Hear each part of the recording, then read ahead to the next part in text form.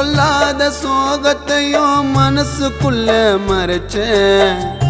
உன் கூட இருக்கும்போது சந்தோஷமா சிரிச்சேன். நீ வாய்ந்து வந்தனால நாங்க எப்படி மச்சான் மறப்போம்? உன்னை மண்ணை போட்டு மறைச்சி நாங்க தனியா எப்படி இருப்போம்? உன் போட்டோ பார்த்து அழுதேன், உன் குரலை மீண்டும் கேட்க மச்சான் மறுபடியும் வாடா நண்பன் சப்தகிரிய பார்க்க.